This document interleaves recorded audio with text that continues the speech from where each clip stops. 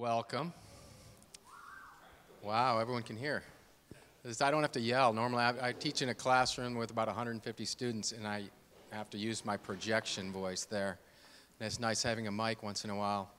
So welcome to our Hyperledger Meetup. Thanks for coming. Myself here, my name is Stan Heister, and I'm here with Christy Euthus, and we're going to just do a brief introduction of us. We're with Portland State. And then a couple of housekeeping items, and maybe I'll start with those.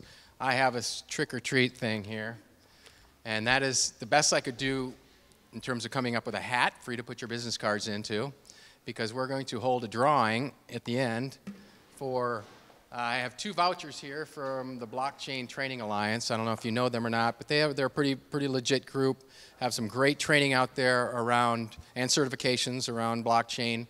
I myself took the Blockchain Solutions Architect exam not long ago and luckily passed. But these are worth $300 a piece. We're going to auction these off, or actually raffle these off in a little while after our 2 speakers.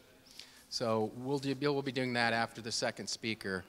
Just another housekeeping item before I turn it over to Christy, who's going to talk about some more around what PSU is doing, and that is that we're recording these, as you can tell, for reasons that because we're starting a certification programs, and we may reuse this content. So to the extent that you can hold your questions for our speakers till the end, that would be helpful.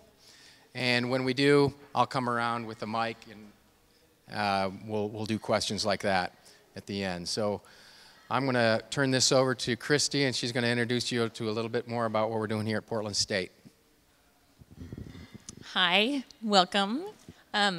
Yes, we are starting a blockchain certificate program here, and we will be launching it in the fall. So we've got 6 courses on the business side of blockchain. So we'll have a little bit of tech, but most of it is kind of business solutions, where it's disruptive, where we can innovate in business, what business models work in this environment, what doesn't. And so it's an innovative program, and I think it's the first of its type in the world, really. And so if you know anyone who wants to participate in these interviews that we'll be doing for that program, that would be great, because we are hoping to showcase local experts in blockchain, in industries, and also just visionaries in terms of blockchain, with brief interviews that we'll integrate into these different courses. And so we know that you guys have a ton of expertise to lend to these students, and so it would be great if we could get in touch with you as we work through. And so we'll have your business cards, I guess. We may send out an email, but anyway, it would be great to have you involved in some way. It's completely online, and so unfortunately we don't have classes to invite you to, because that's always a lot more fun to speak to students in person. But you'll be speaking to a big audience over the years, and so that would be great. And then also, if you know anyone, especially people who've maybe been on the tech side, who know the tech side of blockchain, but really want to understand the business world and how this stuff could be useful, and where it's beneficial within supply chains, or provenance kind of things, any kind of vertical. We'll be discussing all of that in those classes, and so yeah, please send them our way, and we can talk to them about whether this is for them or not. So again, we're launching in the fall.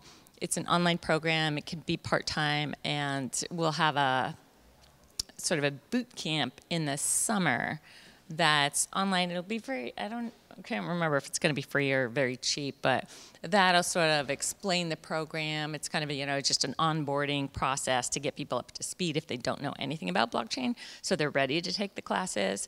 And so that's where we're going to get people in and make sure that this program is for them. And so that's something to keep an eye out for too. We're happy to host this event. Our dean, well, our president is very interested in blockchain. And so I think as a result of that, our dean got very interested in blockchain. So he's been taking all these online classes in blockchain to kind of, skill up in this area. And so, yeah, and so he wanted to sponsor this event. And then I think this Hyperledger meetup, we can sponsor it here whenever we whenever that's appropriate. I think we're going to do it. I think we're going to share it with Rick and Soren over in Mercy Corps, so it'll be back and forth sometimes. But anyway, when it's here, the PSU is all in on blockchain, so we're happy to sponsor any kinds of projects. And then also, this whole space here is open to nonprofits.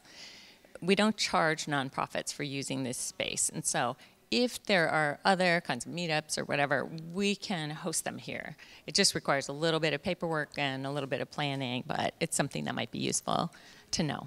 So anyway, thank you for coming tonight. We'll turn it over to Rick. Yeah. So up next is our first speaker, Rick Reeves, and he's from Mercy Corps. He's going to tell us, he was at TechFest today, so if you saw or were at TechFest, you might have seen Rick there. So he's going to fill us in. He's going to focus his discussion around Hyperledger. And then after that, we'll have Darren on stage from Amazon Web Services. Thanks, Rick. You're all mic'd up already. I am all mic'd. I am wired, as it were. Courtesy of the antihistamines and the caffeine, I literally am wired. Spring in Portland. Let's hear it for allergies. First off, thank you all for coming, and super thanks to PSU for not only giving us this space, but for providing the food and beverages, right? I mean, you can't beat this, right? My name's Rick Reeves. I'm with Mercy Corps, which is our hometown humanitarian aid and development agency, if you're not aware of us. We've got about 5,000 people. We operate in 43 countries around the world. We are one of the world's largest humanitarian aid and development agencies. I'm oftentimes surprised at how low our profile is in Portland. It's a bit of a shocker considering the sort of work that we do and the scale of the agency, but that's not why I'm here today.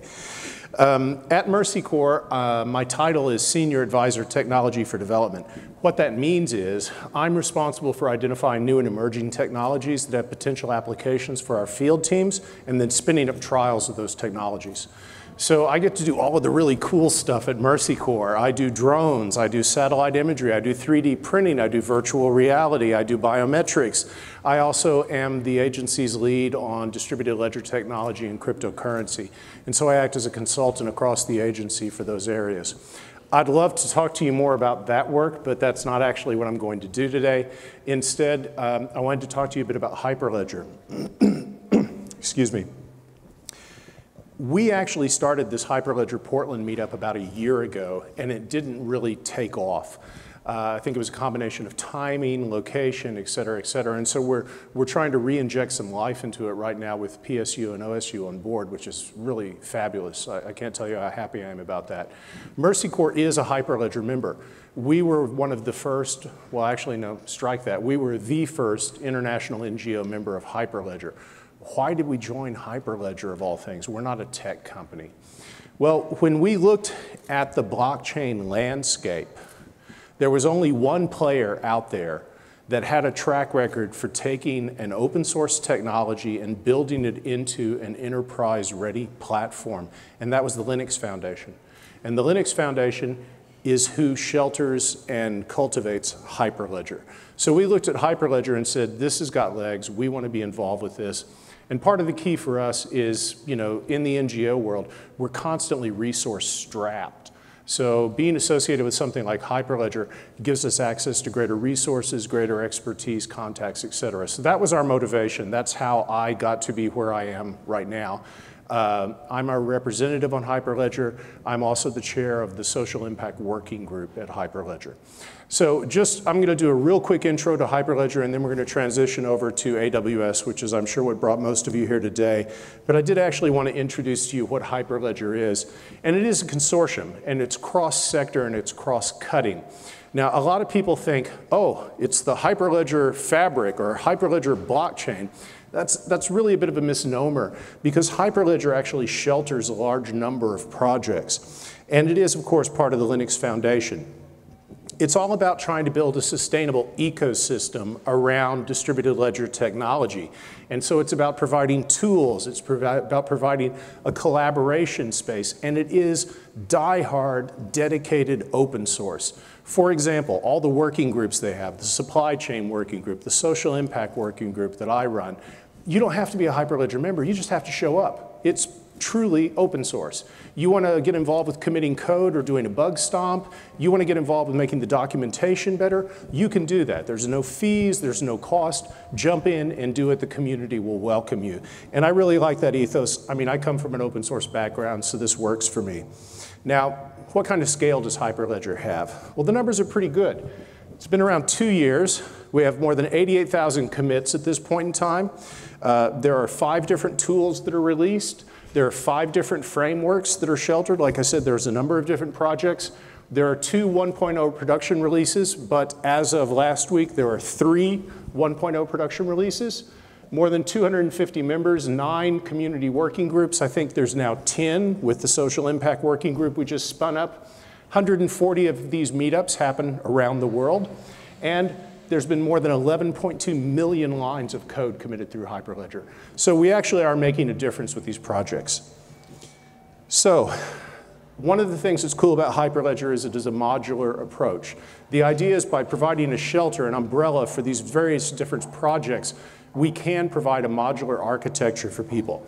So whether that's flexible modification of a component, common functional modules, the reuse of common building blocks, having extensible code bases, having a diverse developer community, rapid experimentation, all of those things go together, as well as shared APIs, professional level documentation, and good tools that make it easier to work with the platforms. This is a bit confusing, but here's the deal. Up at the top is the Linux Foundation. The Linux Foundation shelters a number of different projects. Hyperledger in the middle is one of them.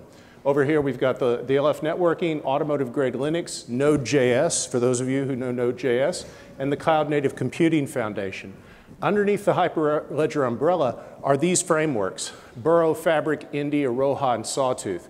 Burrow is a smart contracts Ethereum virtual machine platform. Fabric, Aroha, and Sawtooth are blockchains of various different flavors. And Indy is a decentralized identity scheme. If you're familiar with self-sovereign identity, Indy is the open source version of the Sovereign Foundation platform.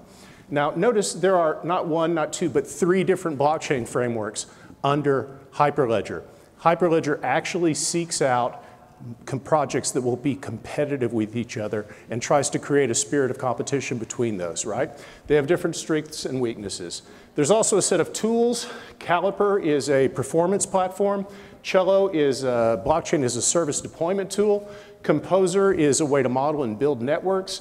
Explorer is your typical block explorer. And Quilt is a ledger interoperability program built off the Interledger protocol from Ripple. So you see here within Hyperledger, we've got Ripple touches, we've got Ethereum touches, we've got sovereign identity touches as well. It's really a very open, egalitarian approach to an ecosystem. When you talk about how the projects are set up, what they do is they provide a set of tools. They then provide a team of volunteer developers, and then it's all backed up by the resources of the Linux Foundation. It works very well. The goals: to create enterprise-grade software. The same thing they did for Linux, they're trying to do for blockchain technology. It's also to provide a community-driven infrastructure, to build a technical community, which they've actually been quite successful at, to educate the public and promote the communities. There is a Hyperledger Members Summit every year. There's also a public Hyperledger event every year. I attended the Members Summit recently and was pleasantly surprised. I don't know how many times I go to these events, and they're basically cheerleading, opportunities, right? Everybody sits down and talks about how great their platform is and why this is the yada yada. This was brilliant because everybody sat down and said, this platform's got a problem, here's how we should approach it, here are the different approach, and it was literally a debate about how to make these products better. And it was super refreshing to see, and that's really the sort of, environment that makes Hyperledger something I'm excited about. So if you're interested in this, how do you get involved? Well, at the base level, learn about the Hyperledger projects. It's easy. Go online, look up Hyperledger. Join a meetup. Hey, you're here already. Or spread the word. Tell other people about Hyperledger. If you want to do something more advanced, well, jump in and start working on the documentation or the training materials. It's all there, no problem. Get involved with coding. Do a bug stomp. Sponsor a bug stomp, no problem. Or take part in the ambassador program to help spread the word about Hyperledger. There are various collaboration tools as well. You can open an account on the Linux Foundation. That gives you access to the chat, the discussion forums, etc. You know, really straightforward and simple to do. And of course, if you're building with Hyperledger, they want to know about it. Now, I'm going to stop there because, again, I think most of you are here to talk to AWS and not to hear me prattle on. If you want to talk to me about Mercy Core or about Hyperledger, grab me. And towards the end of the day today, we'll talk about the next meetup and how you can continue to be involved in these. We'd love to see you here on a regular basis. So thank you very much.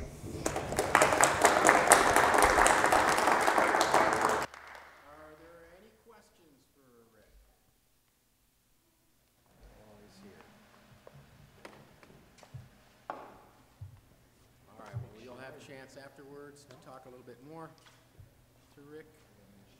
Oh, no questions? No questions, so we're good. Oh, we do have one question.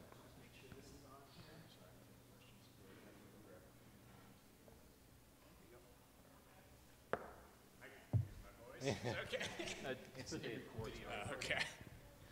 I guess I was just curious if there's any cool examples from your work with Mercy Core, how you're deploying blockchain applications in development work. Yeah, I'd love to talk about that a lot, actually. You know, the whole humanitarian aid and development space has been really slow to come to the table. And part of the reason is because, you know, we're sponsored by donor monies. And so that means, to a certain extent, we're trustees for those funds. And no donor wants to hear, oh, they've tried something and failed. Why didn't you use an established technology instead of going off on this, you know, shiny new thing? So it makes it really hard for us to innovate or to invest money in major infrastructure because donors tend to be reluctant about that. Mercy Corps is in a fortunate position. My position and a number of my peers on the team that I'm on, the Technology for Development team, we're actually funded by Cisco. Cisco gave us $10 million across 5 years. And Cisco wants me to go out and try stuff. They want me to go out and break things. Literally, when I was interviewing for the position, I said, you guys want me to try new and emerging technology, stuff's gonna fail, you know, because it's gonna. That's the way it is. And Cisco said, we don't care if it succeeds or it fails. All we care about is whether you learn something. Donors never say that, okay? But on the back of that, we've been able to go out and do some neat things. For example, I'm currently funding a solar microgrids project in Gaza that's backed by a DLT-powered energy credit trading system. Very similar to the Brooklyn microgrid project that LO3 did, if you're familiar with it. In fact, Brooklyn Microgrid's the consultant on it. We're also looking at cryptocurrency in a couple of varieties. Number one, in situations like Venezuela where there's hyperinflation, the idea of actually transferring cryptocurrency directly to beneficiaries is something that's possible. Very, very limited use case because there aren't a lot of environments where that exists. And we're also looking at using cryptocurrency as a way to spin up ERC-20 tokens that we can use basically as e-vouchers instead of having to use physical cards or things like this, which tend to be really just magnets for fraud and costly and expensive. So when you look at the aid and development space, there aren't a lot of people who actually have things in production. Mercy Corps is sort of at the front of the pack along with World Vision, Heister International, and probably I would say Oxfam. Those are really the leading agencies, but it's still really early days. Thanks for asking. And put Rockefeller on that list.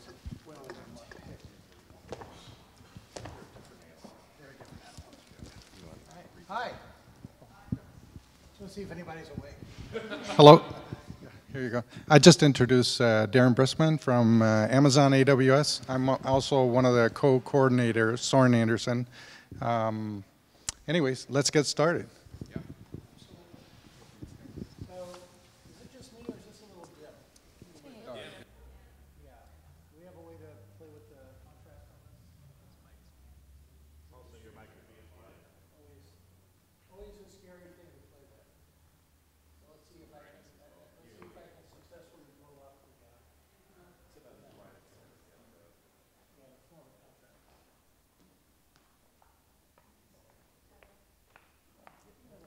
All right. So you'll have to use an advanced technique called squinting. Let's see. Your mic pack might be muted too. My mic might be muted too? Yeah, just right on top of the pack here. All right. Maybe that says on. There we go. Hey, there we go. Wow. Well, now you can hear me. All right, so I'm going to pass around. I asked my marketing people to have anything I can hand out, and they gave me these blockchain pins. So if you would please take one and pass them around. Since they are blockchain pins, I'll warn you, they're immutable. So once you put it on, you can't take it back off. But of course, you can, correct it and just cover it up. So a few dumb questions. First, how many people here are actually using Hyperledger today, as opposed for something? Okay, 5. How many have never actually heard of Hyperledger before coming here tonight? Okay, also 5. Fortunately, a different 5. That works. All right. The other dumb question is, are you familiar with Amazon? All right, we're a bookstore. We do some stuff with tech. I don't know. So I was a little surprised to learn, it all depends on how you define tech company, but Amazon apparently is now the largest tech employer in Portland, because we now have a little over 10,000 developers here, and it's mostly in this neighborhood. So what used to be the Oregonian building over on, and the building that has the Radisson on the bottom half is mostly Amazon on the top half. And we do a lot of development here, mostly not blockchain, but things around video streaming. The Amazon Elemental unit is headquartered here. And we also do some database development work. So it's interesting to watch that stuff happening. So I'm not here to recruit, but if you're looking for a job, talk to me later. Having said that, I do want to talk a bit about blockchain. So can you read this at all? Okay, good. And of course, all of the slides that I use will be put up into the Meetup tonight or tomorrow. So you'll have a chance to get those. So feel free to take pictures if you want to, but they will all be available. Unless, of course, you want me in the picture. So my name is Darren Briskman. I am in the engineering team. I'm a data scientist and engineer for what we now call database analytics, machine learning, and blockchain services. So that's a group of 46 of the 167 Amazon Web Services that, as the name implies, cover database analytics, machine learning, and blockchain. And there's 2 of the services that fall under what we call blockchain. So I want to give you both a perspective of how we see the world, and then the kind of things that we're about to roll out as we have announced and are about to make generally available some managed blockchain services. Is that in line with what you're expecting? Okay, vertical head motion, yes. Horizontal, no. About half of you are going like that, which usually around Oregon means you're using certain herbs that are perfectly legal for personal use now. All right, so huge amount of hype, right? If you're familiar with the Gartner hype cycle, right? New technologies, you get a lot of hype, then you get the trough of disappointment, then you get up to the plateau of productivity. I've been doing this stuff for 31 years ago. I started as IT operations director at Johnson Space Center in Houston. So I've been doing IT for 31 years. I have never seen a technology hype more and drop off faster than blockchain, right? And we all know why. It's cost of Bitcoin, right? And everyone associated with Bitcoin. And now that we've gotten past that, we're starting to get to people actually using it, interestingly. So at Amazon, there's a lot of web services. And about 95% of what we do is customer demand. And we're constantly trying to find out what our customers are looking for. What's the other 5%? Mostly security stuff and other things that you just have to do to operate the business. So we started having customers really ask us a lot about blockchain right about 1.5 years ago. And started looking about, okay, what are the things they're doing? What can we do to make blockchain easier? And turned out we had 2 kind of big sets of use cases. So one was they wanted the ledger, they wanted the immutability, but they didn't really want a blockchain. They wanted centralized trust. So I don't want to deal with like 51% issues or organizing a community. I just want a really fast immutable database. So who are we hearing about that? We're hearing a lot of stuff in healthcare, manufacturers, governments, particularly around vehicle management and registration. So DMV departments, HR, payroll, financial transactions. The usual people who are afraid of truly open source because they want somebody they can sue, which is kind of silly, but that drives people's reactions sometimes. But then we had a totally different set of use cases where they want the decentralized trust, right? So we're hearing this a lot in financial institutions for loan trenches or settlement of payments, supplier-distributor chains in businesses, mortgage lending, A lot of stuff in retail, especially around customer rewards and being able to easily set up reward networks across multiple vendors or multiple industries. Does this all sound familiar? Because this is a lot of what we're seeing development Hyperledger for. So, okay, so we said, okay, great, we got two separate needs. How are we going to deal with that? So we announced two services. So one of the services, I find this amusing, is Quantum Ledger Database, which has nothing to do with quantum computing. But we've actually had this service for 12 years. We wrote this in 2007. It's just you use it internally. We never had a customer need for this service until people started talking about blockchain and said, okay, I want a blockchain that's not a blockchain. I want a blockchain, but I want someone else to run it. So internally, we use this for a lot of things. For example, this is, if you ever use the S3 simple storage service, you can turn on versioning, so it'll keep immutable copies of everything you've ever done. This is the thing that keeps that immutable set. If you ever shopped at Amazon.com, you might notice you can pull up every receipt and everything you've ever bought ever on that account. That gets stored in the system. So we've had this sitting around, and we've been using it internally pretty widely, but we really never had any customers ask for it until about a year ago. So we announced this. It's in preview today. What is preview? It's an open beta.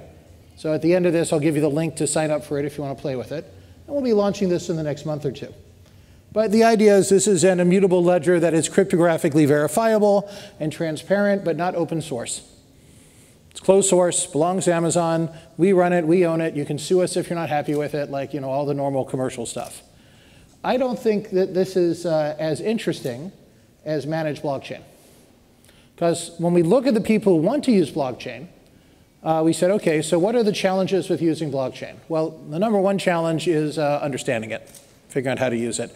But when people actually go to use it, who here has ever actually installed Hyperledger Fabric? Okay, how easy was it? Yeah, it's like the scavenger hunt from hell, right? You go to GitHub, okay, and I gotta do this and this and this and this, and now I can do my make file, and oh, I'm missing a prerequisite. Okay, that's okay. So I'll get oh, that has a prerequisite, and wait, that prerequisite needs this one, needs that one, needs, how is that possible?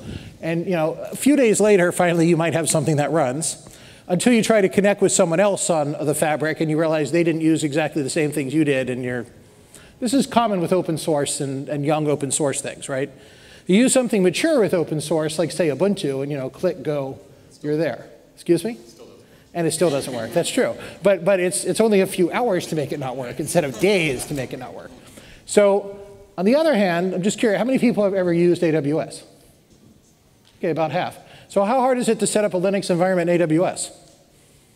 Yeah, basically, how big do you want it? Go.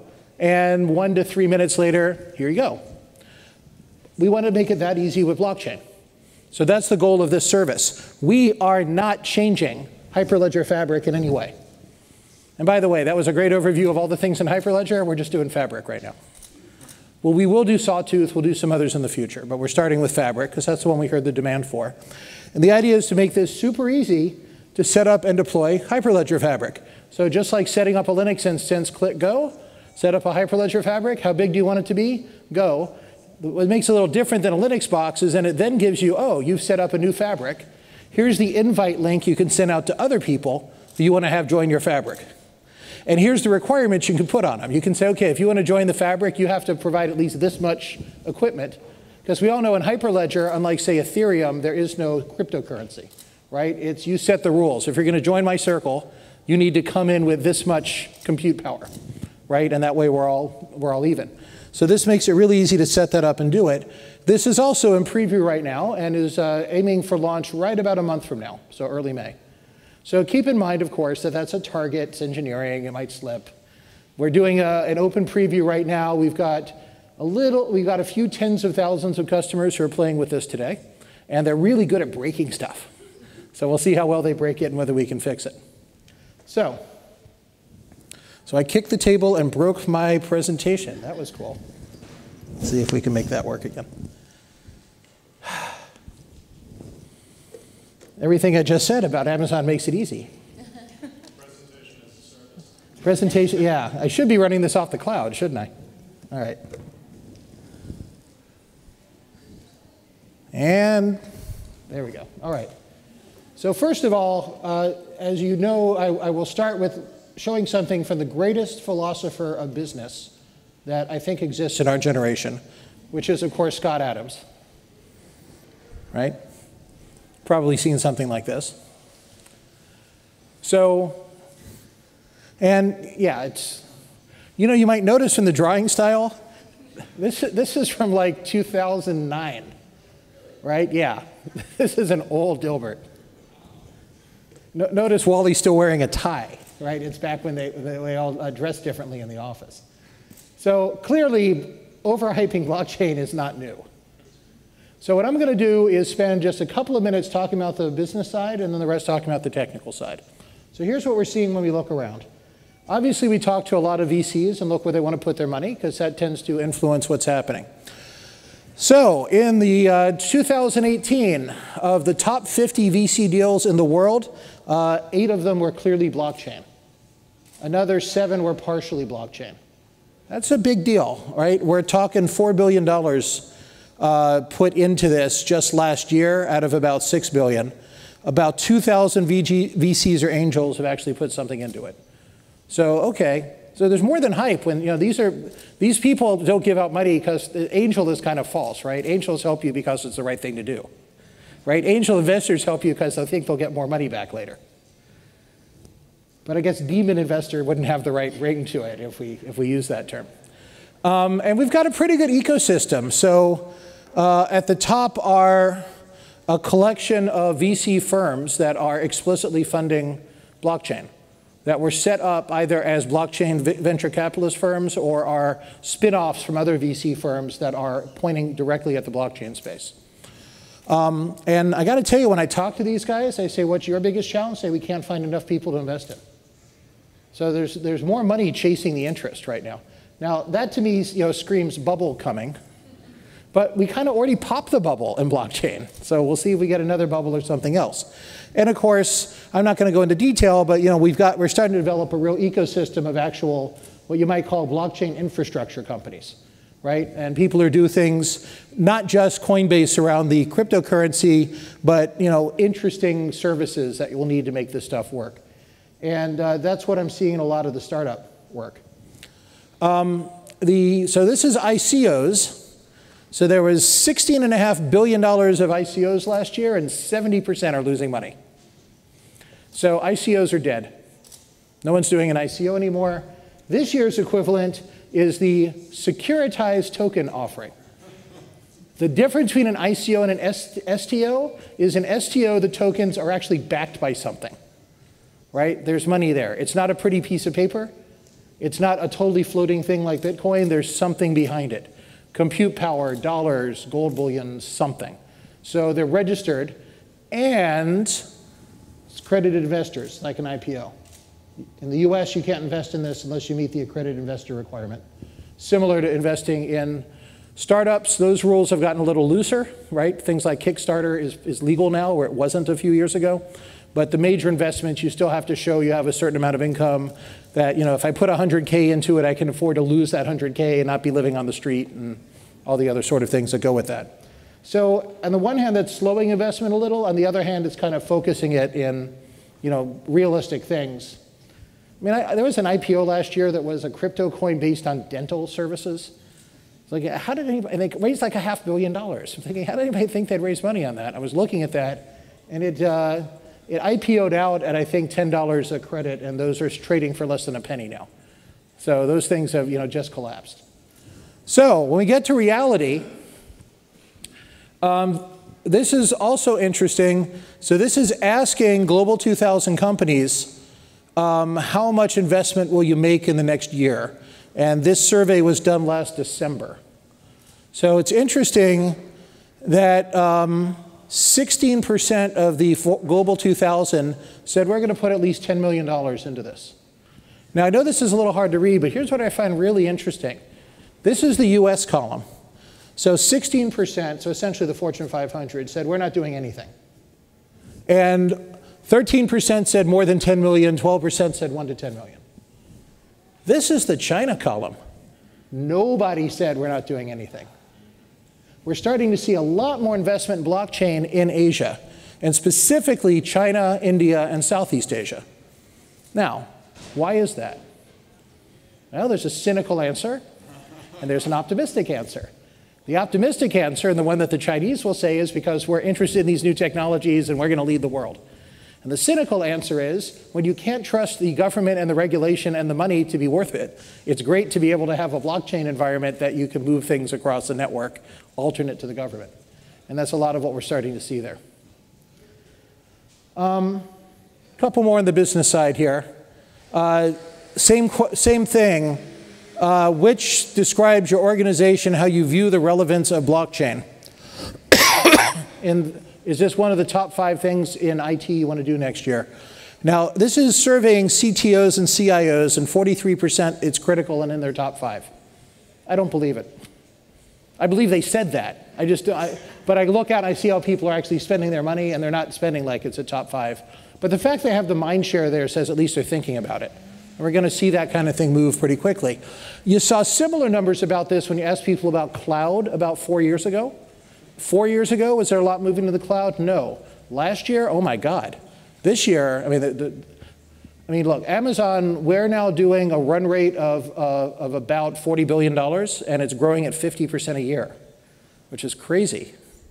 But I'm looking at, it's actually accelerating. The growth used to be 40% a year.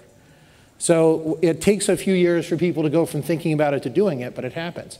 So I'm really becoming convinced that we really will see the second blockchain bubble not be a bubble, but be actual people doing actual things that actually matter. And then the barriers, the number one thing people worry about is regulatory. Makes sense. Since these are global 2000s, the number 2 thing they think about is, how does this work with all my legacy systems?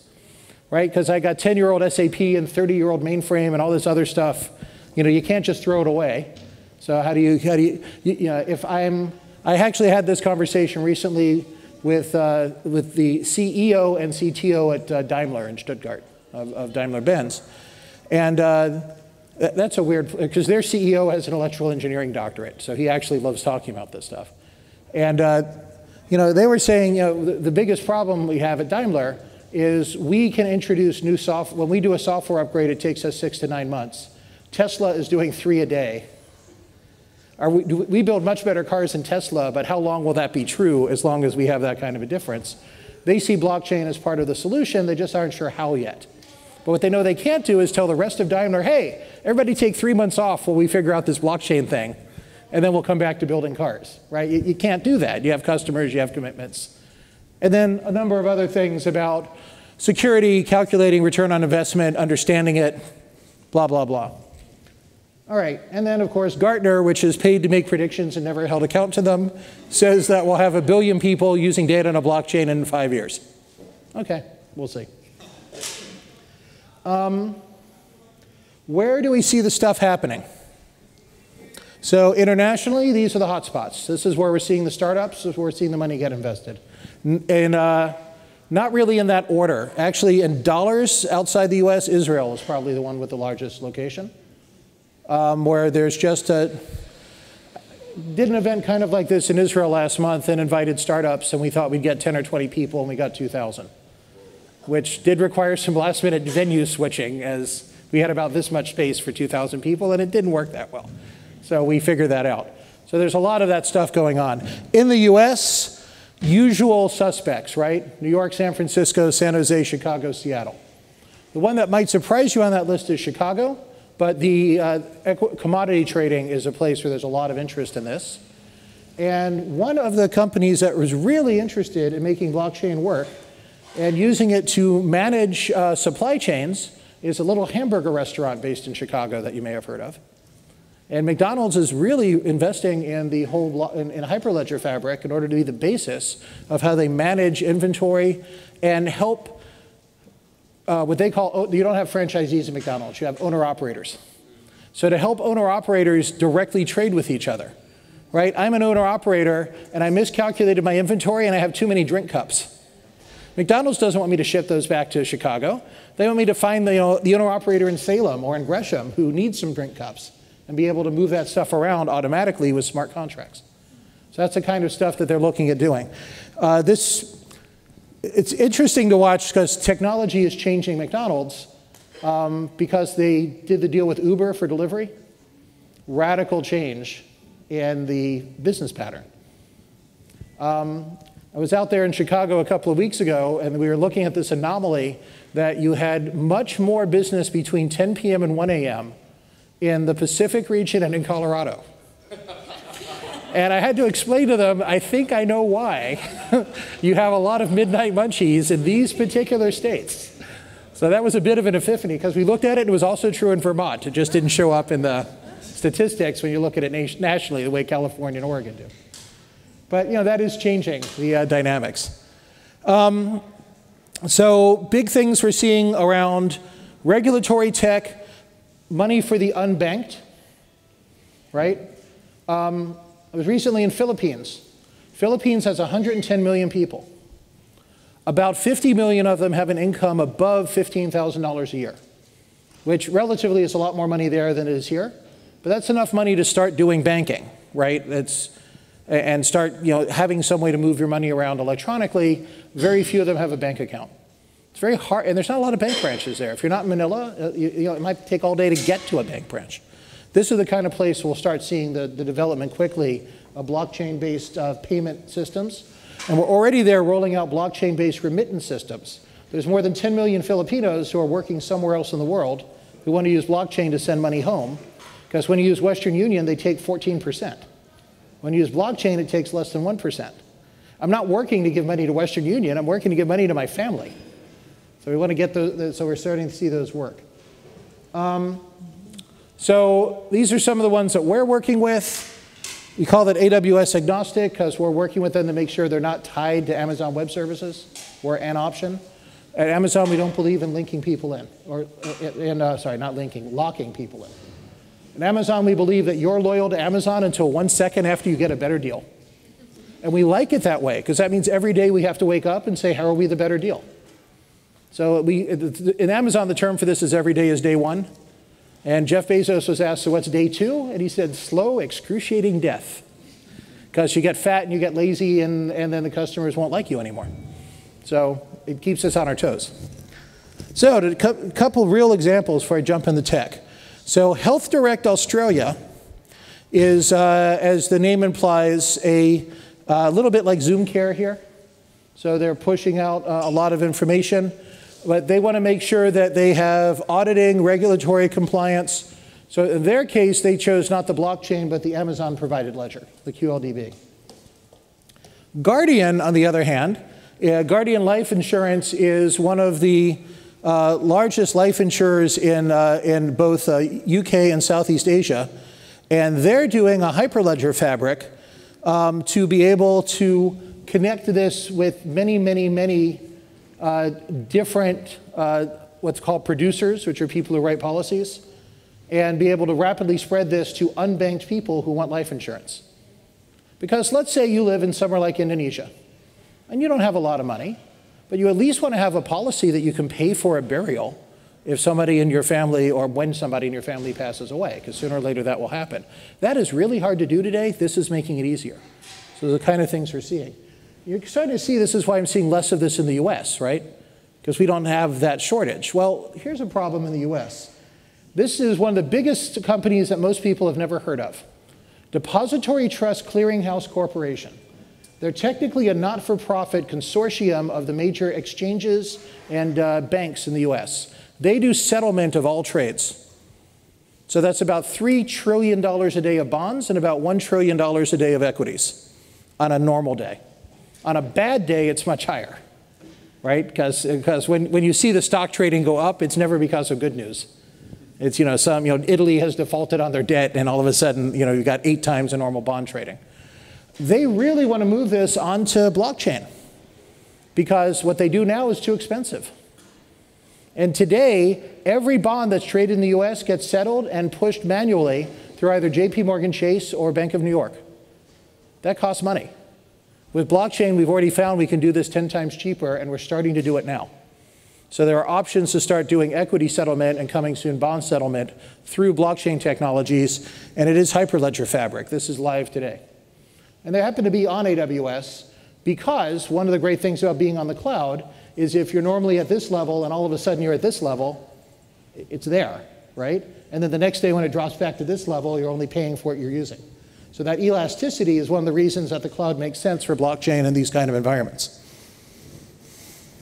And just to pick another example, this is Corda. Corda is doing interoperable applications for finance and commerce or in the regulatory space, while Kaleido is building out Ethereum applications in this world. So these are kind of just, notice these are not VC companies, right? These are the people who have real money. All right, so have I convinced you successfully that there's something real going on here?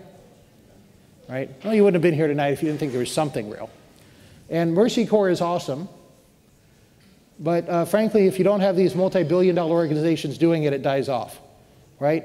Linux was fun when it was just Linus and a couple of people playing with it, but when it started to get adopting by the Global 2000, it turned into the force that it is. We're seeing that adoption much faster here. So this is a little bit ironic given the news story about Jeff this week. So this is Jeff Bezos. You know, if you decide you're only going to do the things you know are going to work, you're going to leave a lot of opportunity on the table. And as my wife pointed out, yeah, he left $35 billion on the table in his divorce this week. But Mackenzie Bezos, by the way, runs a really great philanthropy about anti-bullying, and my wife used to sit on her board. So ironically, as I work for Amazon, I've only been to like 2 meetings with Jeff, but I've been with about 20 with Mackenzie. And she's awesome. So good for her. I'm interested to see what she'll do with her $35 billion bank account that she now has. All right, let's jump into the tech stuff. All right, I don't think I need to explain to you that business networks are complex, right? And blockchain is trying to address that. And it builds trust in a network. So we're trying to eliminate the need for central authority with distributed ledger, consensus mechanism, and smart contracts. And when I boil all the hype away, those are the only 3 things that actually matter in a blockchain, right? From a business point of view. What am I getting out of it? I shouldn't say business, because, you know, people like Mercy Corps aren't in business, but they have a mission. So from a mission point of view, whether your mission is to make money or to help people or to serve citizens, or you're a Bond villain and your mission is world domination, whatever it is, the reason you care about this is you're interested in distributed ledger, consensus, and smart contracts. So fundamentally, blockchain uses a ledger database. So I made an immutability joke as we passed the pins around. Does everybody know what that means? Right? So not everyone is nodding. When you write something into a blockchain, it can never be deleted. You can correct it. Right? Oops, I made a mistake. I'm correcting it with this new entry.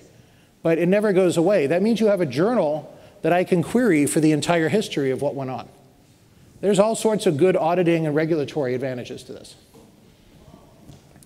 So certainly Hyperledger is built around an immutable ledger, which is why it's called Hyperledger, right? As opposed to, I don't know, HyperPuppy or whatever else you might want to go with. So I've got that ledger database in there. So I've got my journal, which is forever. And then I have, you know, some sort of summary of it, usually kept as a materialized view in memory, which is the current and the history. So let's say I'm doing a payment system. Every payment I ever do goes into the ledger. But usually I'm not interested in the payments I did last July. I'm interested in my current balance, right? That's going to be materialized up in the current. So I can pull my balance back in, you know, 100 microseconds. But if I want to go back and say, show me every transaction I made in July, that will be milliseconds or tens of milliseconds, depending how big they are. Usually an acceptable piece to do. I need to stop kicking this table. And then the consensus mechanism, of course, is how am I going to go across and get agreement? Now, there's a whole bunch of things that come in with this. One is Byzantine fault tolerance. I love that tool, that term. Because if you're familiar with the Byzantine Empire, it was an empire built on everyone trying to stab each other in the back. So Byzantine fault tolerance is assuming that everyone else in the network is trying to cheat you. How do I create a fault tolerance environment so that we're always, you know, handing things across in ways that we can't hit each other in the back? Which is a horrible way to look at the world, and it makes you a miserable person, but it's an excellent way to write code and to make systems actually work. And then you have issues with transaction rate, energy consumption, hardware requirements, and security. So to give away my punchline, one of the advantages of doing this on the cloud is all of those, being able to do energy consumption and hardware is kind of taken care of for you. The problem with transaction rate is you're tied to the slowest unit in the trust mechanism. Global Ethereum network can handle 3 transactions per second. That's not a lot. This is why you can't use Ethereum to pay for the Ethereum conference, because they couldn't process the memberships fast enough. But if you're all on the cloud, you're all on the Amazon cloud, or in the future, you're all on some cloud that meets those standards, because our plan is to extend this for Amazon, Microsoft, Google, Alibaba, other major cloud providers, then even the slowest won't be that slow. So I can get fairly good transaction rates. So we're seeing in the previews and things that we're getting actual Hyperledger transaction rates between 10,000 and 30,000 transactions per second. So, that's not, enough to run the $3 trillion of bonds, but they can be on multiple parallel ledgers. So we can make those things work. And we're starting to see that happen. And then, of course, the whole idea of a smart contract, so that the rules are embedded in the app, it's verified execution, the app writes to the ledger. One of the challenges we're seeing is how do you verify that your smart contract is written correctly? Because the contract itself is immutable. So what happens if you put up a smart contract with bugs in it? It's immutable. You're stuck with it. So these are one of the other things we're trying to make it really easy, is to set up a test environment so that we can try all this and make sure the contract is good before it goes out. And I know of at least 4 startups that this is their whole value proposition, is I will verify your smart contract for you. And try all those weird corner cases. Because when you put a smart contract out in the world, like anything else on the internet, there's bad actors out there who are going to try to find ways to cheat it. So you want to have a paranoid coder try to break it before you put it out in the world. So, everyone understand the difference between a public network and a permission network, right? Okay, not everyone's nodding again. Some of you are giving me that cannabis look, so I'll redo this. So a public network, anyone can participate. And so how do you allocate the resources? Usually some sort of cryptocurrency, right? So Ethereum works on the Ethereum cryptocurrency, which means essentially pay to play. All right, well, that's fair. A lot of things in our life are that way, right? That's how I'm getting electricity at my house. I have to give the money every month based on how much I use. And if I don't give the money, the lights go off. Permission networks, on the other hand, is you only let in people with permission and known entities. Now, you might notice Ethereum logo shows up both places because there's public Ethereum and private Ethereum. So you can set up either way. Private Ethereum is still cryptocurrency, but it's monopoly money. It's only the currency for the people playing the game. So, lots of industries. So this is a kind of useful little Gantt chart for where we're seeing what. So who's doing what thing? So like security stuff, we're seeing debt and equity in private. Record keeping, we're seeing a lot of stuff about healthcare, titles, intellectual property, who owns what. Digital currency, remittance and lending, smart contracts, a lot of stuff around wages and escrow and digital rights. Replacing the public notary. Have you ever had to get something notarized? What a waste of time. And it's much worse in other countries. I had to get something notarized in France last year. That was a 3-day process because only attorneys can notarize things in France. Or I should say advocato can notarize things in France. So that's a market that they're really excited about notarizing with blockchain and avoiding 3 days at an attorney's office. And of course, using it in a supply chain, using it in financial services. I won't read through this eye chart. I can't read it from here. But you'll get these slides if you want to look at these. So what's the downside? It's hard to make this stuff, right? Hardware, network, setting up the security. You need a certification authority with Hyperledger, right? Anybody ever set up a certification authority? That's even more fun than installing Hyperledger Fabric, right? So, and lots of things there. And if you get that one wrong, then you have a huge security hole that gets built up. And how do I add and remove networks? And how do I govern the network and scale and all that? So that's what we're dealing with. So I'm going to skip over the deep stuff on Hyperledger. There's some useful things in here just to talk about how Hyperledger uses things like ordering services and certificate authorities and chain code that, in theory, you could use 3 languages. I've yet to see anyone doing anything in Java. It always seems to be Go or Node. Probably for the best, yeah. Well, the advantage of Java is it's write once, debug anywhere. But usually in this world, you're only going to be doing it on one platform. And Go is a far more performant language and from the point of view of technical performance, and Node is a far more performant language for the point of view of developer performance, how long it takes to write something. So that's probably what we're seeing. But you can't get rid of Java. It just always seems to be out there somewhere. So the chain code runs on a Docker container.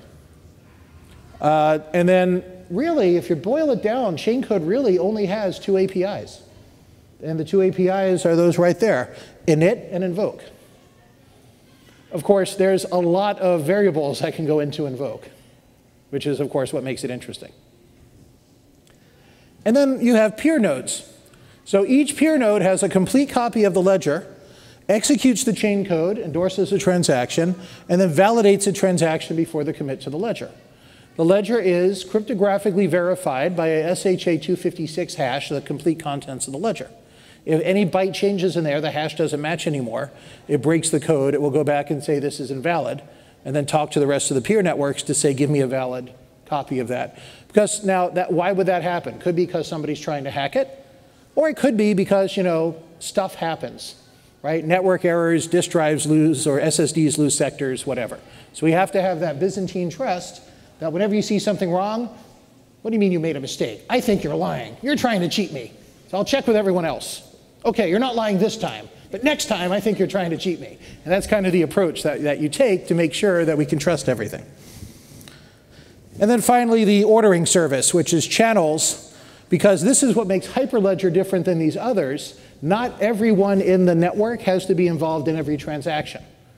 So you can create, now I might have a Hyperledger fabric with 20 members, but say 10 of those members are nonprofits and 10 of those members are banks. So some things will only be in the nonprofit channel, and some will be in the banking channel, and some will be in the general channel. And you can set up multiple channels this way to kind of have sub-networks, but still all within the same big network. That's kind of a cool thing for Hyperledger. And then, of course, endorsement policies. So how many people have to agree with something before submitting it? And it can be a different answer in different channels, right? Nonprofits are less likely to cheat each other than banks are. So you might set the nonprofit invalidation to 2, but the bank to 5, for example, for how many have to agree it's good before it's good. All right, so what is Amazon actually offering here? Nothing except the infrastructure. We're not changing Hyperledger at all. Like Mercy Corps, we're a member of the foundation and working with Linux Foundation to make the software better. A lot of the commits in Hyperledger are from Amazon, but that's hard to tell. Because one of the rules we have at Amazon is when an Amazon employee commits to an open source, don't use your Amazon email address. Because we don't want our competitors to be able to do a GitHub search and get a list of everything we're working on. So, for example, I personally have had 4 commits into Redis. But unless you know me well enough to know that I'm an Amazon employee from my personal email address, you'd never know that that was an Amazon contribution. And we like it that way. We're not putting stuff into open source for the glory. We're putting stuff in open source to make it work better for our customers. So, what is a managed blockchain? So first of all, it's fully managed, which means we take care of provisioning, security, scaling, backup, high availability. All that stuff is automated. So you just take care of the things that you actually care about. This is what we call undifferentiated heavy lifting, right? High availability and backup is really important, but it's no different for you than for everyone else running a Hyperledger fabric. So we want to make that kind of stuff easy and let you focus on your stuff. We're supporting initially Hyperledger Fabric and just after it Ethereum. The third one we're going to do is Hyperledger Sawtooth. We'll do others later. It is decentralized. I love the logo my marketing people pick for decentralized. Okay. It's scalable because that QLDB thing I talked about that we've had for 11 years, that's the back end. And we've proven that that scales and works well. I mean, I mentioned it's the back end for S3, the simple storage service. 20 trillion objects in simple storage service today, more than that. And we are successfully exceeding our goal of 99.999999999 durability. It's 11 nines. You put 1 million objects into S3 on average, you lose 1 every 10,000 years. Check back with me in 9,000 years and I'll prove that. But then the other thing is to make it cheap. Because a lot of the early experimenters with Hyperledger, the thing they found that disturbed them was if you're not doing this on an elastic cloud, how much hardware do you need? The max you could ever need. And the nature of a blockchain is how do you know how many requests you'll have to process? You don't, right? Because anyone else in the network could be throwing things into Ledger, and it's going to get, you have to see it and do it and process it. So it's very hard to predict your actual technical requirements. And if you don't predict them right, either you slow down the whole network, or you break the network, or in something like Hyperledger, the other network members throw you out because you're slowing things down. You really don't want that. On the other hand, you also don't want to spend $1 million or $10 million a month if you're not actually getting that value out of it. So that's a big thing of what we're trying to solve. So we're doing it with Hyperledger Fabric. So create permissioned. I love the TLDR version of this. It's smart contracts in Go and execute in Docker containers. Yeah, I know that's simple, but that's what we really see in the real world. And does not require cryptocurrency. So we have our friend Ethereum, but I'm not here to talk about that. So literally, this is what the interface looks like. So you want to create a network, you click on Create a Network. And then you pick how much compute power you want to put in your network. And here's how much you'll have to pay for it. The starter network that most people do for test works out to 0.9 cents an hour. So run it for 24 hours, it's about 23 cents. So run it without turning off for a month, and it's about 200 bucks. So something in that range. And then invite members. So invite other accounts to join the network. So to do that, you'll need to have the account number of someone who you want to invite. But easy enough to get that. And then add nodes. So this is saying how big or small do you want your peer nodes to be, and perhaps more importantly, setting the auto-scaling rules. So how busy does it be before you add nodes? How unbusy does it be before it drops nodes? How big do you let it get? How small do you let it get? You can let it get all the way down to 0 if it's not busy. The problem is if you let it go to 0, then the next transaction's kind of slow, because it has to wake everything back up. So usually it makes sense to make the minimum one small node, and then make the maximum however big it makes sense. The largest maximum we're supporting right now is 256 nodes that each have 6 terabytes of memory. That, by the way, is not cheap. That is not a 1/10 of a cent per hour. So we'll get there. And then deploy the applications on it. So you end up with something that looks like this. I've got a member who set this up. So member A created it, which means they set up the ordering service. It automatically set up a certificate authority for them and set up, in this case, a couple of peer nodes. And then member A sent out an invite and said, hi, if you want to join my Hyperledger, you must provide at least this much capacity and hit this link to join. And in this case, we'll say you have to have at least 2 nodes. And I'm just making this up. The nodes have to be at least an M4 large, which is 4 processors and 16 gig. OK, so that's what you have to have. And then each member joins. And then they're all talking to each other. And there's a VPC is a virtual private cloud. So each member gets their own endpoint to address the network in their private cloud. Because this is Hyperledger, we don't have public endpoints. However, if a member wants to create a public endpoint, they can. Essentially, you do that by setting up what's called a bastion server, which is a tunnel. And then you can put public endpoints on it. So who owns the network? Everybody owns the network. Once you've created it and you've invited people in, you can leave. Network will persist as long as there's someone there. However, there are also network-wide settings. So when you set this up, you get to set the rules for voting. So I can set up a network that says everyone gets a vote, but I get 1 million votes. So it's all me. Or you can set the initial members each get 10 votes and new members each get 1 vote, right? The way like Facebook stock works. Or you could do other tricks. Everybody does equal voting. And how do you enforce this? Well, when you get invited to join a network, you'll get these rules, and you can decide, are these rules I'm willing to live under? And that's how it works. Now, that is immutable. Once you set the rules for a network, it can never change. On the other hand, really easy to create a new network and copy all the ledger over. So we see that happening too. So it's pay as you go. And we don't actually charge per hour at Amazon. The rates are shown as per hour, but we actually charge per second. So when things kind of pop up and pop down, if you look at your bill, it won't actually say, you use this for 3 hours. It might say you used it for 3.0897289 hours or something like that. As it actually goes down in 36 hundredths of an hour. when we do the charging. So you pay for your own resources, your own network. Data transfer rates are when you're moving from one region to another. So if I'm moving data from, say, the Oregon region to the Virginia region, that costs 1/10 of 1 cent per gigabyte. So unless you're moving a lot of terabytes, you're not going to notice that movement. You're familiar with what I mean by a region, right? So Amazon, we have now 22 regions in the world. US, it's Oregon, Virginia, Northern Cal, and Ohio. And there's Montreal, and there's Sao Paulo, and there's a bunch around Europe and Asia and other pieces. So, you know, all of these are possible. And I would point out it's still under the usual Amazon availability, so that within a region, there's multiple availability zones. So for example, here in the Oregon region, we have 4 availability zones. Each availability zone is independent power, independent network, and has enough overcapacity to be replaced if we lose an availability zone. Because I love waking up and seeing the sun rise on the snow-capped active volcanoes. Sooner or later, one of those volcanoes will impact our availability in the Oregon region. So physically, we don't label our data centers, but I think it's Pendleton, Umatilla, Prineville, and the new one is in Bend.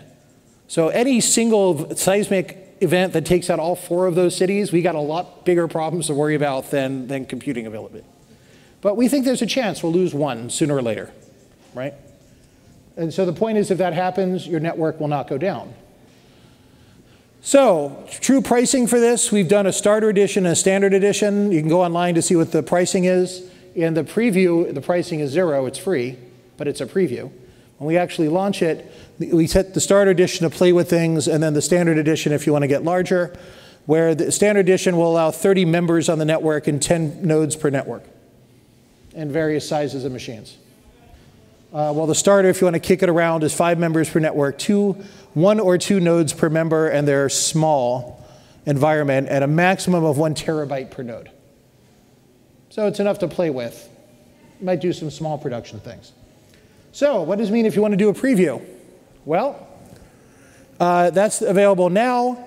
If you want to do this, you go to the link that is on this page, say, I want to be in the preview, and then you'll get that account. You do have to have an AWS account. That doesn't actually cost anything. And we look forward to launching this out. So sorry to talk so fast. Most of you seem to have stayed awake the entire time, so that's actually kind of impressive. So do we have any questions? What questions do we have? All right. How are you going to deal with Sawtooth and SGX? So Sawtooth we're going to try to add in the second half of the year. But SGX specifically, how are We're you still figuring out where that fits on the road. I mean, to be fully honest, my engineering team on this, right now the #1 priority is get Hyperledger as a fully supported product out the door to end the preview. We're hoping to do that in the next 4 to 5 weeks. So I'm not going to bother my engineers with roadmap right now. It's kind of, get this working and get it done. And then as soon as that's done, they're all going to go, okay, Ethereum. And then, go into another dash, get that out the door. And then we'll figure out the roadmap from there. But to be honest, as I said, it's all about requests. So today, what I'm hearing when I talk to almost every customer is if I have Hyperledger and Ethereum, that's what I want now. But one of the things I learned from my grandmother is when you give people ice cream, they don't say thank you. They say, why are there no sprinkles on this ice cream? So I feel pretty confident that once we actually have the Hyperledger and the Ethereum, people go, well, where's the SGX? And where's the Sawtooth? And where's this other framework? And so on. So we expect that, and we're good with it. Hey, thanks for that. That was super interesting and informative. Quick question. You are talking about Ethereum. Are you running Ethereum native, or is it only going to be through Kaleido? Both. And for that matter, it will be both public and private Ethereum. So essentially, there'll be 4 variants available, right? So public native, public Kaleido, private native, private Kaleido. And then we'll see which ones actually have demand. Because the other thing we discovered is when you ask people what they want, they lie. They don't lie to you, they lie to themselves, right? Because people don't really know what they want. Let me rephrase that. They know what they want, but they don't know what they need until they start doing it. Henry Ford had a great line that said, if I gave my customers what they said they wanted, I'd be selling faster horses, right? So, you have to get that out. So I don't know a year from now which of those will be real, but we'll offer them all this year. Okay. Other questions? Sir, Okay, Looking at the slide with DTCC sure. and shifting business away, that's, I'm sure, very profitable for the banking industry right now, and shifting it into business that gets monetized differently, and there are different people who are then obtaining that revenue stream. What kind of pressure, pushback are you seeing, or are you hearing about? Well, the case of DTCC, that's an interesting one, because DTCC itself is the monopoly settlement company, and they're a not-for-profit company. So the way that they're funded today is they charge a tax on every transaction. So that's taking money away from the banks. Okay. So they like the idea of having a smaller tax on every transaction. So in that particular place, it works well. Now, where are we going to see a big pushback? There's a lot of interest. You all familiar with Cambia, better known as Regents, down the street here?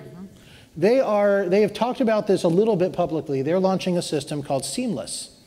Seamless is the idea to do the same thing with your health records, to have blockchain-based technology so that you have in one place that you control all of the records from your different providers. Because you've noticed this, whenever you go to a different doctor, you like waste an hour kind of, filling out the forms and getting stuff there. Now, there is a lot of money in a lot of healthcare that's based on moving records around and obscuring that. Yep. So that's going to be a fight. We'll see how well that works. That's going to be really interesting Right. to watch. So now, from their point of view, they can do it because where does that money go today? It goes to the payers, like Blue Cross Blue Shield. And Cambia is Blue Cross Blue Shield of Oregon, Washington, Idaho, Alaska, and now North Carolina. But, Anthem Blue Cross Blue Shield in California, in Indiana says, wait a minute, I don't want you getting this money instead of me getting this money. So we're going to start seeing a lot of those fights in business. But you know what? If you can provide a service securely and reliably at a lower price point at scale, you win in the marketplace. Sometimes it takes a little while, but you win in the marketplace. Yeah, and making the bet on how it's going to pan out and who's going to win. Yes. Yeah, but that's a good thing to point out. Whenever you find a way to save money, for you that's saving money, for somebody else you're stealing their income. And they'll think of it as stealing their income, right? How do you think Powell's thinks about Amazon.com as a bookstore? All right. Any other questions? I should point out that I might work for Amazon, but I live 3 blocks over, and walking distance to Powell's was a requirement when we chose where we live. So. Quick question. How about some advice? If somebody wants to get started, just kind of kicking the tires and working with their first blockchain apps, what's the easy, painless way to do that? Well, that's a good question. It's not a great question. A great question, I'd have a slide. But it's a good question. So if I really want to get started on blockchain, 2 ways that I would probably do that. One is to go to the Hyperledger pages, which actually have some fairly good tutorials on them that you can walk through and understand this. The other is if you join the preview here, there's also some tutorials about setting this up and creating it to create the infrastructure. But of course, Amazon, we're not going to tell you how to write the app. We're just going to show you the infrastructure on it. I got to say right now, it's hard to get started.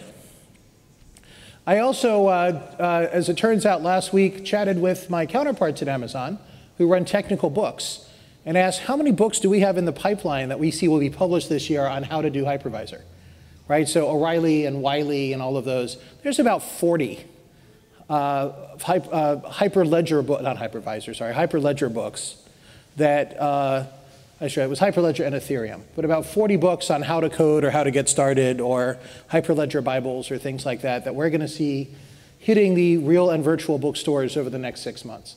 So I think that will be a much easier question to answer in June than it is in April.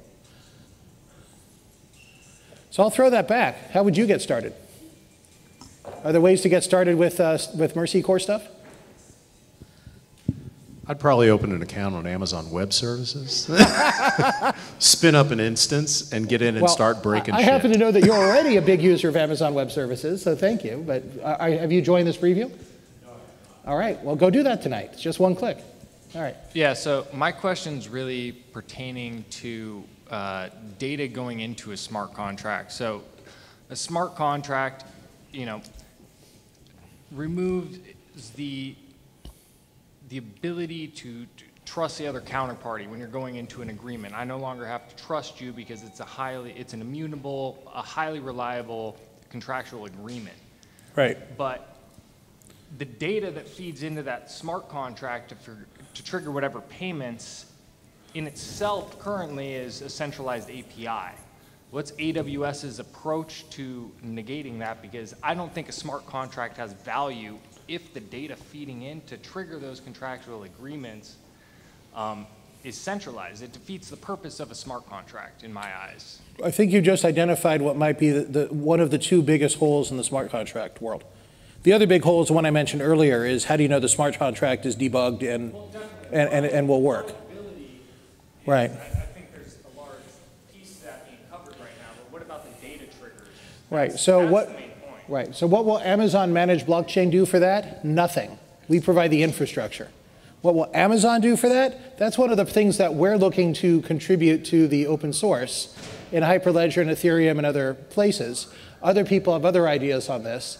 This is one of those places that the innovation is happening in the frameworks themselves. But you are identifying, these are 2 of maybe 5 kind of potential showstoppers that really need to be fixed before this can really scale up. So I don't know what the answer is, but I know people are working on it. But I also know that, Amazon, our MO is if there's a good open source product, provide infrastructure for it, don't try to rewrite the wheel. So that's how we do, say, MySQL and Postgres, and provide really good infrastructure for them. And we contribute to Postgres. We try to contribute to MySQL, and Oracle doesn't let us. And we contribute to Maria, but we're not trying to rewrite the databases. So the only time we write something ourselves is when there was nothing open source to use. So we do have non-open source databases like Dynamodb, because when we created it, there were no key value databases to use. And that one's kind of an ironic one. If you've never heard of Dynamodb, it's a scalable key value database. We wrote it for internal use. We wrote a paper on it. Facebook said, hey, can you sell that to us? We said, no, it's not really for sale, but here's how we wrote it. And then Facebook wrote their own version of that and called it Cassandra. So our closed source accidentally created the major open source key value database going that way. But if we were doing that today, we wouldn't write it ourselves. We'd base it on Cassandra. But today, that would require a time machine creating a paradox loop, and that would destroy the universe. So we don't want to. We were playing with Amazon Time Travel. I'm not ready to announce yet. We're still in beta on that service. All right. Okay, thank you, Darren. Fantastic. Thank you. Amazing presentation. Thank you so much. You're very welcome. That was just incredibly enlightening. I hope you found that as well. Mostly true. Mostly true. Well, look, I talked about things in the future, right? So to quote another great philosopher, Yogi Berra, predictions are hard, especially about the future. So one comment I was going to make, if you are interested in learning more too, I found that EDX and the Linux Foundation classes out there, there's about 3 of them right now. So if you want to go through those, you have the patience to walk through them, that's a nice resource as well. I was hoping to just mention that for future meetings, we're planning to have these every couple of months. So the next one will be in June. We haven't picked a date yet, so look for those on the Hyperledger Meetup page. I'll be sending those out. And we're looking at having presenters from Intel. So today, Jennifer is here, and Jennifer was really good. I asked her, hey, will you be the backup just in case anything happens with Darren? And she was a really good sport about that. So hoping to hear that in the future. Your peer note. Exactly. And I've spoken to somebody from IBM, and they're doing obviously the fabric that Darren was talking about, and they have some interesting use cases too with Walmart and with Maersk in the supply chain space that I thought could be interesting as well. And then Rick has some interesting use cases with Mercy Corps, and he talked a little bit about Venezuela and the hyperinflation and so forth. So look for that in the future as well. And then the other thing I was going to say is really looking for input from you guys. What are you interested in hearing? We'll put some polls out there on the web and then get input on what's of interest to you. And if you want to speak about something, of course, open to that as well. And then the last thing I was going to say is Darren and I were talking on the phone the other day, and he mentioned, well, maybe we want to get hands-on with a workshop or something like that. And there's a lot of people I know. I've talked with Amir and we talk about this. And we talk about, well, there's a lot of, there's the theory, there's all this, it's really great, but it would be really nice to get our hands on the technology and see what we can do with it. So perhaps a workshop is in the future as well with Darren. And we have labs, so Christy and I were talking about this as well. I'm just impressed by your Byzantine trust that you told me I was the only speaker and you said Well,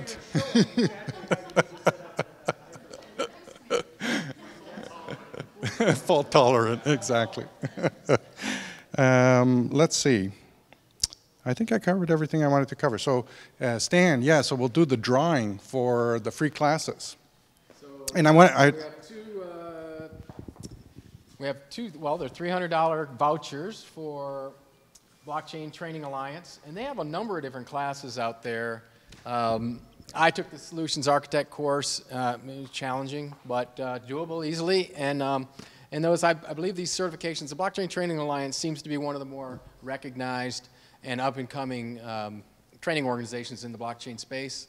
So they should be, these certifications should mean something, theoretically. I think more of us that do them, the more that they will mean. They've got a new one out there with a guy named Luciano from the University of Utah, who's a data scientist, and he just put out some training around that, blockchain and data science, very good as well. The guy's extremely smart.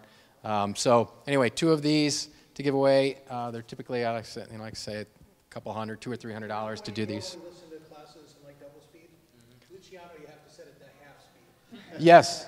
He has a very high baud rate. So you've seen him, yes. So Chrissy. He's like that in real life, too. Yes, is he? He's great. Okay. Add to the suspense here. Okay, Intel, and it's Dan Anderson. Dan, all right. Thank you. You're welcome. All right, there we go. And Tracy Earl from our very own PSU student. All right. Who is an intern at Moss Adams and doing some really cool stuff around blockchain. So, excellent. So we'll have more of those for the next Hyperledger meetup that we do, and I'll leave you. Yeah. Okay. We've got a little bit more. I think there's still cocktail, perhaps. Yeah, drinks and snacks. Getting closer running out of food, and you have to have food to have cocktails. So don't eat any more food.